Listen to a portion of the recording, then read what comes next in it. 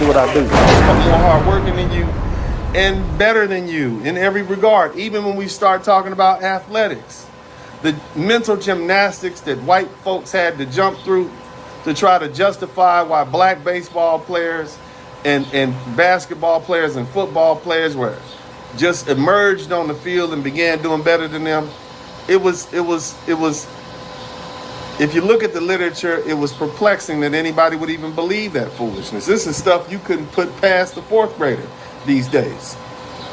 But the bottom line is white supremacy and this whole brainwashing of the white race has done a number on them. Yeah, we get what it calls black folks and and other minorities the idea of black inferiority, but the brainwashing.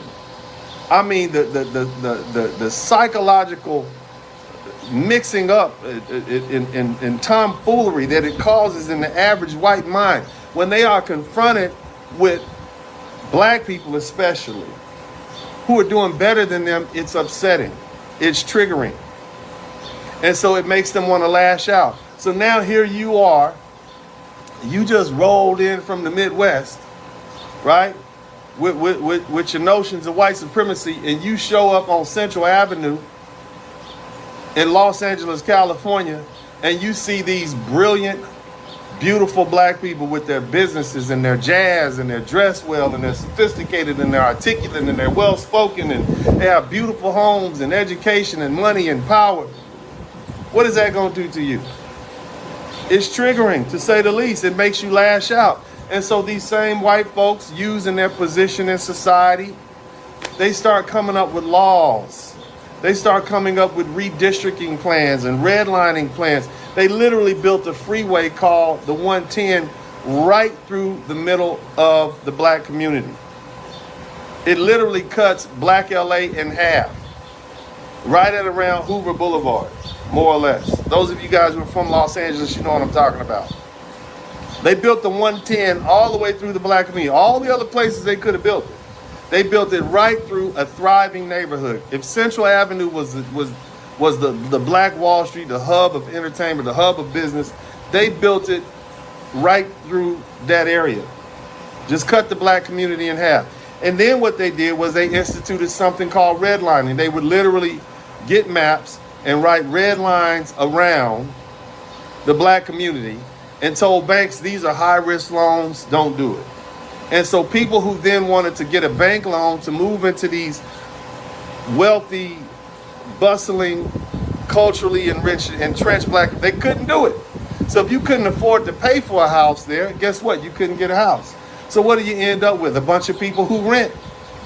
And what do we know about renters? Anybody who's renting property, more likely than not, they're going to tear up something. They're not really vested in the community. They're not really paying property taxes. They just use the schools, but they're transient oftentimes. And so you don't have the caliber of citizen in that particular community as you normally. So now you got redlining, you got a freeway which has busted the community in half, destroyed houses, displaced people who would normally live in that area. You just destroyed it. You can't get a bank loan. You can't live there. The schools are underfunded. All because you cannot take seeing these black people be successful. And this is not something that's just germane to the Los Angeles community in the late 1900s and early 20s. They did this to all sorts of black communities all around the country. And so now here we are, it's 2025. And we can look back to the 1920s and say, well, what happened to all these thriving black communities?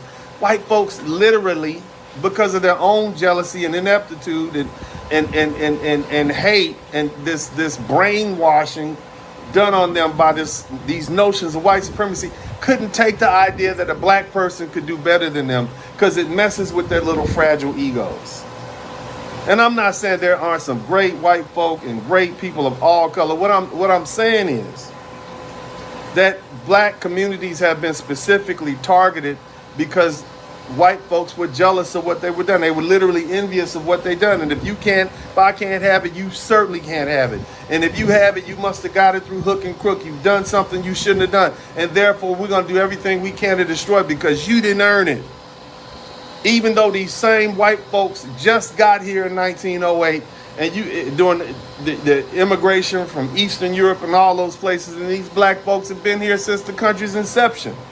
And yet they feel that they are more deserving to have America's promises fulfilled to them than the black folks who've been here and toiled and worked. Again, you've always had free blacks in the United States.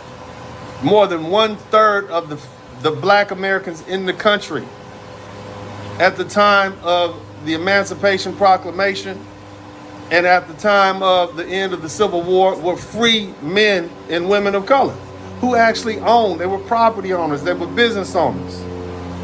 And these same people took that same mindset. They moved to places like Tulsa, Oklahoma. They moved to places in Los Angeles. They moved to places in Houston, all over the South, all over the North. Folks up in Detroit, black folks in Chicago. And so now guess what happens? So now here we are. From that time period, you had a concerted effort by the U.S. government to say, look, this black prosperity, we got to do away with it. And so our people have been personally targeted by the government and the policies. Why? You have to ask yourself, why? Why would you want to destroy a group of people who are doing well in the United States and fulfilling its promises? Why would you contract with the CIA to pump drugs into this community? Why would you do that to these people? Why would you convince them to fall into the trap of aligning themselves with a political party that has done nothing but harm to the black community for the past 60 years? We don't need welfare. We need white folk in these policies to leave us alone. We're going to do perfectly fine. This is the same group of people who built thousands of churches around the United States, who built hundreds of historically black colleges and universities around the United States, who had thousands of communities, who were the most married group of people in the United States up until the 1950s before you all set these political policies and this backward weird notions of feminism on us. We were fine. And so now, here we are, having had to deal with the destruction of our communities, either literally being bombed out like that was the situation that happened in Tulsa, Oklahoma, or through policies, racist policies like redlining, designed to destroy black wealth and disseminate black wealth,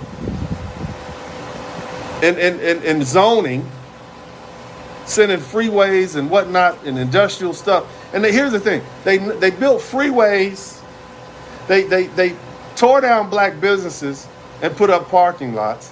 They tore down black businesses and put up black neighborhoods and put up federal buildings. This is what they did to the black community. And so now here we are, after being attacked. The 1950s go by. We fought for civil rights. We deserved it. Our educated elite put themselves out front.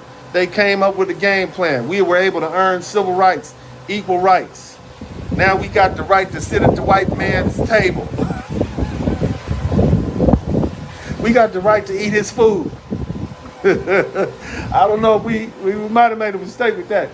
But either way, we got the right to come and go, because the truth is, Jim Crow was difficult. They had places, they had maps that black people used to use where they let you know where you could stop. And when you wanted to go from Atlanta to LA, there's only certain cities you could stop in. My daddy used to tell me that his granddaddy, my daddy would tell me that his daddy would have sandwiches, and they would also have little bottles that they would pee in so that they wouldn't have to stop. They would literally go from coast to coast without stopping if they could, only in some places, so that they wouldn't have to deal with the segregation and racism of the South. But the bottom line is now you got all these immigrants who begin to show up. So in 1965, they came up with, I forget the name of the law, but it was an immigration law, because see, prior to that time, immigration from places like China, Mexico, and other Latin American countries in Africa, it was totally curtailed. Up until that point, the black population was about 9% The rest of it was about 90% white up until 1965. It wasn't until after 1965, I think it was the Heller Act, I'm gonna call it the Heller Act, that we began to open our doors and let these immigrants in. All right, the Mexicans have been pushed back to Mexico. Even American citizens who were Mexicans were pushed back into Mexico in the 1920s and 30s. They've been doing that. They did it in the 20s and 30s, turned right back around and did it in the 40s and 50s. They literally pushed Mexicans out. So when we asked where were the Mexicans in the civil rights movement, they weren't here. They were less than 5, was it 2, 3? I know it's less than 5% of the population. Asians basically didn't exist. Africans, they didn't like the blacks they had here. They wouldn't let more over here. So it wasn't until after 1965 that people from these other ethnicities began to come to this country. And what was going on in the black community in 1965? We had just got out of the civil rights movement. Okay? We were dealing with all the unrest in the community. And around about 1970, they began to flood our communities with dope. What's up, what's up, what's up? Welcome to the broadcast. This is Uncle D. People wash their ass in the tub, Kamala Harris. You would tune in to Uncle D. This black man talk, pull up homie, take a seat. Don't be a shadow watcher every day. You learn something and you earn something. And let them know and drop some money in the plate. It's getting cold, ladies, talking ratchet. There's a king here, grab your coat, zip your jacket. Keep quiet for a second, close your jaw. Attorney Spurling, this ain't pearly, know the law. Talking Constitution, pushing pins when he shootin', give him that. Masculinity, just for the record, sprinkle that. You can keep your cat, gotta cut it. Only cat he rubbing, gotta love it. I call it Molly Buddy. Gotta vote your interest, voting earns. Presidential, this is for the money that I earn. When you gon' learn, my people, that evil mixed with evil. No matter what you're doing, baby, this ain't equal. Sometimes when you're special, you get hated. The test is for the best, you're damn right, my people made it. Uncle D, Blizzard King, you've been served, gotta know this. Now black men out here know we winning, gotta hold it now. Uncle D, you've been served, get your notice now. Black men out here know we winning, gotta hold it now.